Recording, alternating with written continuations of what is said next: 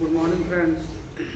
तो जैसा कि हम लोगों ने पिछले क्लास में क्लास 10th मॉडल पेपर जो कि 4 नंबर तक क्वेश्चन का मैंने सॉल्यूशन कराया था, आप लोगों को बहुत सारी चीज़ें उसमें हम समझाए हुए थे।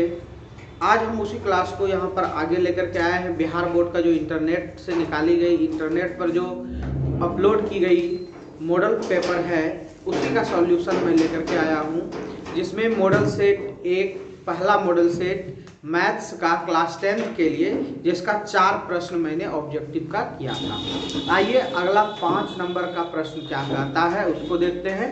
और यदि आप हमारे चैनल पर नए हैं तो चैनल को सब्सक्राइब कर लीजिए, क्योंकि मैं क्लास 10th और 12th दोनों का पूरा मॉडल पेपर यहाँ पर कंप्लीट कराने वाले हैं, इसलिए आप चैनल को सब्सक्राइब कर लीजिए।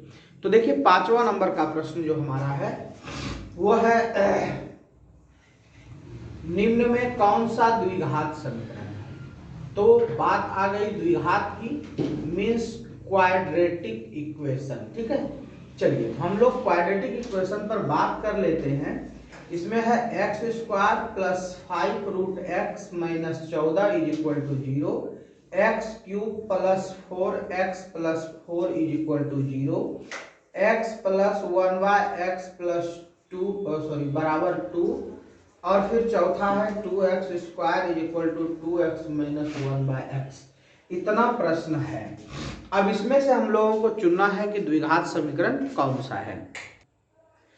तो देखिए हम लोग यहाँ पर जो है कि ये जो प्रश्न हम लोगों को दिए हुए हैं, इसमें हम लोगों को देखना है कि कौन सा द्विघात समीकरण है। तो सबसे पहला देखिए आप, ये वाला जो है कि ये पावर सबसे ज्यादा 3 का है। तो 3 का मतलब हो गया कि घात की संख्या, तो ये 3 घात हो गई, तो इसका नाम हो गया त्रिघात। प्रश्न कह रहा है द्विघात। द्विघात का अर्थ होता है वैसा समीकरण जिसमें महत्तम 2 घात हो। जैसे देखिए यहाँ 2 दिख रहा है तो ये नहीं कर देंगे ये द्विघात हो गया, यहाँ 1 दिख रहा है तो रैखिक हो गया, ये नहीं। तो सबसे पहले एक बार हम लोग चर्चा कर लेते हैं कि समीकरण कैसा होता है। तो पहला होता है देखिए रैखिक, जो कि x plus 5 is equal to 0, यानी कि जिसमें केवल एक पावर लगा हुआ हो वो रैखिक होता है। द्विघात का फॉर्म जो होता है वो ax square plus bx plus c is equal to 0 होता है। इसी में यदि हम त्रिघात पर बात कर लेते हैं तो ax cube plus bx square plus cx plus d is equal to 0 होता है। जैसे ही हम आगे बढ़ते जाएंगे चतुर्घात पर बात कर ले तो ax पर पावर 4, bx पर पावर 3 प्लस cx पर power square plus dx plus e is equal to 0। इस तरह से हम लोग फॉर्म बताते हैं कि कैसा कैसा होता है। यहाँ पर हम लोगों को चेक करना है। यदि हम सिंपली इसका सॉल्यूशन कराना होता तो हम फटाक से सॉल्यूशन लिख देते, आप लोग सॉल्यूशन समझ जाते या फिर याद कर लेते, हाँ चलो ये नहीं ये आंसर हो। बट हम ये बता रहे हैं कि द्विघात से रिलेटेड जितना भी आप क्लास 10th के 4.1 में द्विघात में जाओ तो द्विघात क्लियर रीजन आपको दिख जाएगा कि द्विघात कौन सा है, द्विघात क्या है। तो उसमें पहला में द्विघात ही पहचानने के लिए होता है। ठीक है, इस प्रकार से हम लोग जो है कि करते हैं इसमें। चलिए हम लोग फिर आगे बढ़ते हैं इसमें। अब देखिए यहाँ पर हम लोगों को क्या समझ में आया कि ये वाला तो देखिए त्रिघात का फॉर्म है, ये तो कट हो गया। चलिए अब कट हो गया तो इसमें कह रहा है कि द्विघात कौन सा है। प्रश्न हमारा कह रहा है कि द्विघात समीकरण कौन सा है। अब आइए कि यहाँ पर देखिए बचा हुआ कितना है आपके पास, 3 बचा हुआ है। तो 3 बचा हुआ है। तो अब देखिए यहाँ पर सबसे पहला हम लोगों को ध्यान देना है कि यदि किसी समीकरण में रूट लगा हुआ हो वो द्विघात समीकरण नहीं होता है। अब देखिए यहाँ पर यदि आपको प्रश्न दिया हुआ है रूट में x, ठीक है, तो वो द्विघात नहीं होता है। लेकिन ध्यान यह रखना है कि यदि x स्क्वायर है, रूट 5 में है और x यहाँ है -14 है बराबर 0, तो ये 100% द्विघात होगा। बट यदि यहाँ पर रूट लगा हुआ है तो ये द्विघात कभी नहीं होगा। क्लियर हो गया ये? तो ये भी द्विघात नहीं होगा। तो नहीं का क्या क्या चीज बता दिए कि यदि आपका रूट में x हो, यानी कि आपका जो चर हो वह रूट के अंदर हो, तो वह कभी भी द्विघात नहीं होता है। क्लियर हो गया? आगे देखिए, अब आ गया दो गो बात। अब इन दोनों पर बात करते हैं। अब लगेगा कि ये होगा कि ये होगा, ये होगा कि ये होगा, द्विघात का स्क्वायर ये है, तो ये नहीं समझना है कि ये हो जाएगा। थोड़ा सा सॉल्यूशन करने के लिए सीख लो ना, बस थोड़ा सा सॉल्यूशन करने सीख लोगे, बात समझ में आ जाएगी। चलिए हम सॉल्यूशन करने के लिए आपको बताते हैं। देखिए सॉल्यूशन कैसे करना है, थोड़ा सा, ज्यादा नहीं करना पड़ेगा, थोड़ा सा। देखिए यहाँ पर क्या है, आप अब यहाँ पर सारा चीज ये लिख दिए, स्क्रीनशॉट से याद भी कर सकते हो। यही नहीं, हम बहुत दूर तक लिख सकते हैं, 5, 6, 7 जितना कहोगे उतना लिख सकते हैं। आइए हम आगे बढ़ते हैं इसमें। देखिए यहाँ पे आपका क्या दिया हुआ है, x + 1/x बराबर 2। तो थोड़ा सा सॉल्यूशन करना है, ठीक है। देखिए क्या करेंगे, लघुत्तम लिए 1 हो गया, फिर आप इसको x लिखो, 1 से x बार में लगेगा और x गुने x स्क्वायर हो जाएगा, प्लस x से x में कटेगा, 1 टाइम्स होगा तो 1 हो जाएगा, यहाँ 2 हो जाएगा, क्रॉस मल्टीप्लाई कर दो इसको तो ये हो जाएगा 2x। इसको इधर लेकर के आइए, x स्क्वायर - 2x + 1 = कितना हो गया, 0। यहाँ पर एक फॉर्म हमारा आ गया। अब फॉर्म चेक करो कि ये ax स्क्वायर + bx + c = 0 का है कि नहीं है। तो बिल्कुल है। देखो b का वैल्यू -2 है, c का वैल्यू 1 है, a का वैल्यू 1 है, बाकी जो फॉर्म है वो सीधा सीधा है। तो ये आपका द्विघात हो गया। तो कहिएगा कि ये द्विघात हो गया, तो इसमें तो दो घात कहीं दिख भी नहीं रहा था, तो ये फिर कौन सा है, इसमें जो 2 पावर है। तो आइए ना सॉल्यूशन कर लेते हैं इसको भी। तो देखिए ये द्विघात कैसे नहीं होगा, एकदम ध्यान से देखना। यहाँ पर है 2x स्क्वायर = 2x - 1/x, ये वाला है। देखो क्या करना, इधर वाले को कुछ मत करो, यहाँ वाले को लघुत्तम ले लो, x हो गया, यहाँ हो जाएगा 2x स्क्वायर। कैसे, 1 से x बार में भाग लगा, x टाइम्स आएगा, x टाइम्स को x से गुना करेंगे, x स्क्वायर और 2 माइनस ये हो गया 1। अब यहाँ पर देखो x जो है ये क्रॉस मल्टीप्लिकेशन बराबर में होता है, इधर से गुना हो जाएगा, 2x स्क्वायर और x, 2 पर x क्यूब हो गया, यहाँ 2x स्क्वायर हो गया -1 हो गया। अब देखिए इसमें मैक्सिमम पावर कितनी हो गई, 3 हो गई, तो ये त्रिघात वाले में जाएगा। अब जैसे ही ये त्रिघात वाले में गया तो हम लोगों का क्या हो गया कि द्विघात समीकरण ये वाला हुआ। ये नहीं समझ लीजिएगा कि ये है 2 घात में, ये है 2 घात में, तो दोनों 2 घात में से एगो कोनो अच्छा जो लगे वो दे देंगे, नहीं। सवाल बताए, एक समय गया 8 मिनट। चलिए नेक्स्ट हम लोग बात करते हैं।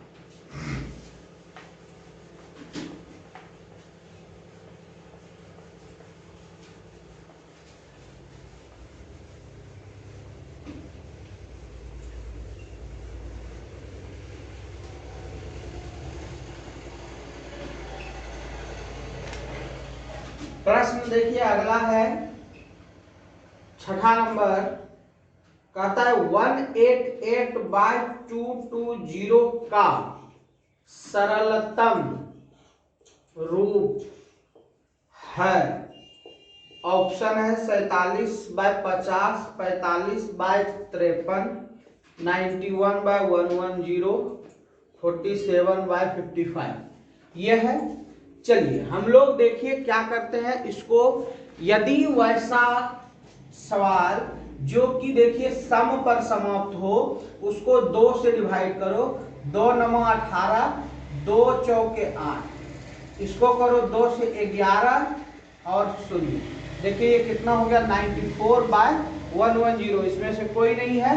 अब दोनों फिर सम पर समाप्त हुई है, एक बार और लगेगा, 2 × 4 = 8, 1 2 7 14, फिर 2 से लगाओ, 2 × 5 = 10, 1 2 5 = 10, ये 47/55, ये हो गया आंसर।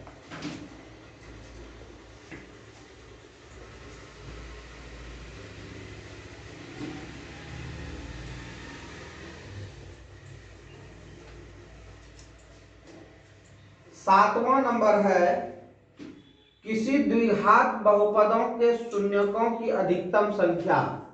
द्विघात बहुपद के शून्यकों की संख्या। चलिए इसका आंसर 2 होता है। ऑप्शन है 4 3 2 1। जैसे ही द्विघात कहेगा तो x पर पावर 2 से शुरू होगा, ये वाला इसका शून्यक हो जाएगा।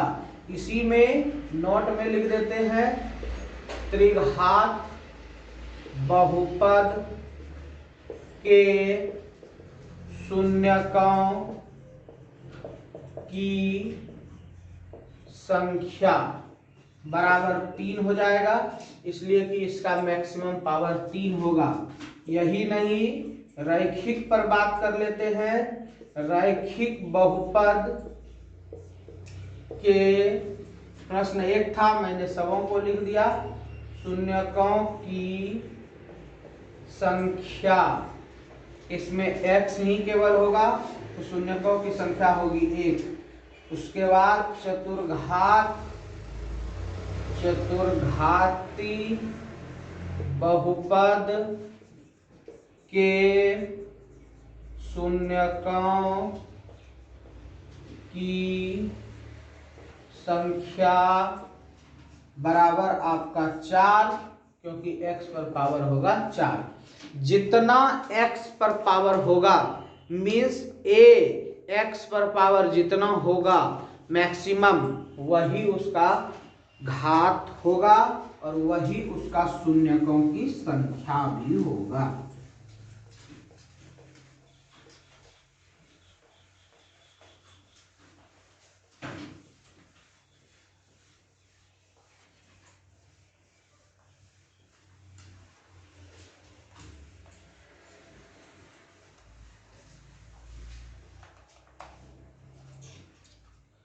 नेक्स्ट देखिए, हमारा सवाल है 8 नंबर का। कहता है किसी पूर्णांक p के लिए विषम संख्या का रूप है। विषम संख्या p के लिए, तो p तो यहाँ सब में है, 2p + 1, 2p p + 1। देखिए कहता है क्या कि विषम संख्या का रूप होगा। चलिए ध्यान से देखना, इस वाले में 1 रखो, 2 रखो, 3 रखो, 4 रखो, 5 रखो, ज्यादा नहीं। इसमें 2 हो गया, 4 हो गया, 6 हो गया, 8 हो गया, 10 हो गया। p का मान 1 2 3 4 5। इसमें दोनों है, देखिए सम भी है विषम भी है, इसमें केवल सम ही है। तो सम वाला तो क्रॉस हो गया और दोनों वाला भी क्रॉस हो गया।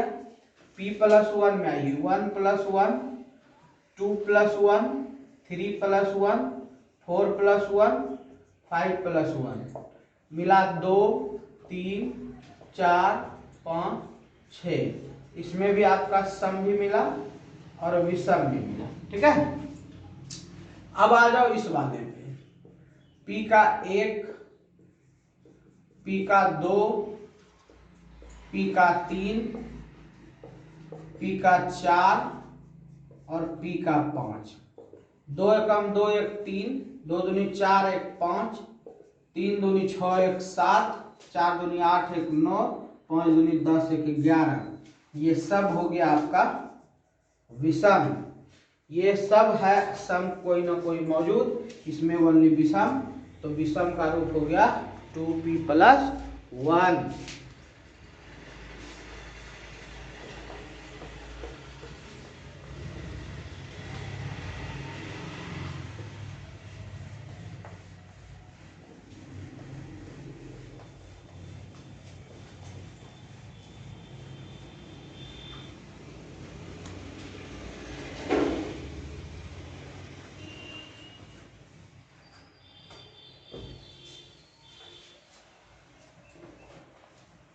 नेक्स्ट प्रश्न है,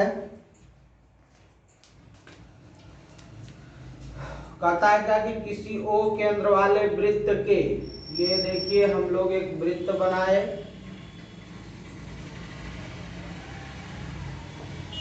नौ नंबर का प्रश्न है, मॉडल सेट आप खरीद लीजिएगा, उसमें आपको ये प्रश्न मिलेगा, या प्रश्न बोलते जा रहे हैं, वीडियो को पॉज करके लिख सकते हैं। किसी O केंद्र वाले वृत्त के बाह्य बिंदु P से, ये देखिए बाह्य बिंदु P से वृत्त पर दो स्पर्श रेखाएं PR तथा PS खींची जा रही है। ये देखिए PR और PS, ये दो स्पर्श रेखाएं खींची जा रही है। कहता है क्या कि PR है 8, PR है 8 सेमी, तो PS ये कितना होगा। तो एक चीज हम लोगों ने पढ़ा है, याद कर लेना, यदि किसी वृत्त पर बाहरी बिंदु से स्पर्श रेखा खींची जाए तो स्पर्श रेखा की लंबाई समान होती है। स्क्रीनशॉट इसका कर सकते हैं आप।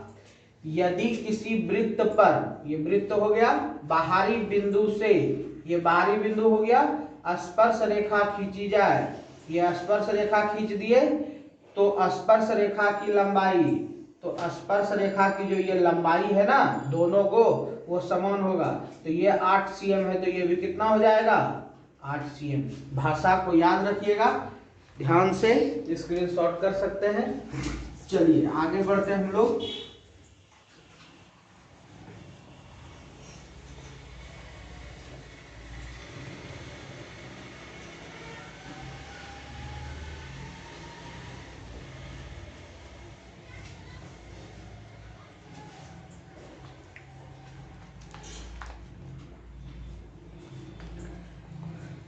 नेक्स्ट है, यदि अल्फा बीटा गामा त्रिघात बहुपद है,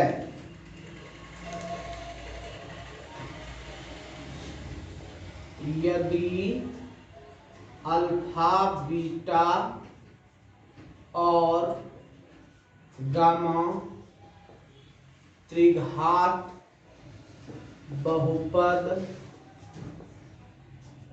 ax³ bx² cx plus d के शून्यक है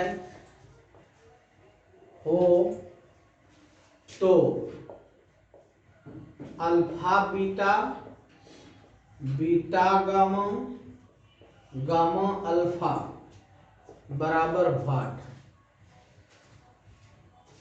तो देखिए ये वाला जो है ax³ plus bx² plus cx plus d बराबर में होता क्या है, इसमें देखिए होता है 3 बातें, alpha plus beta plus gamma, एक होता है alpha beta plus gamma beta plus gamma alpha, ठीक है, या बीटा गामा भी कर सकते हैं, ये होता है, और एक होता है alpha into beta into gamma.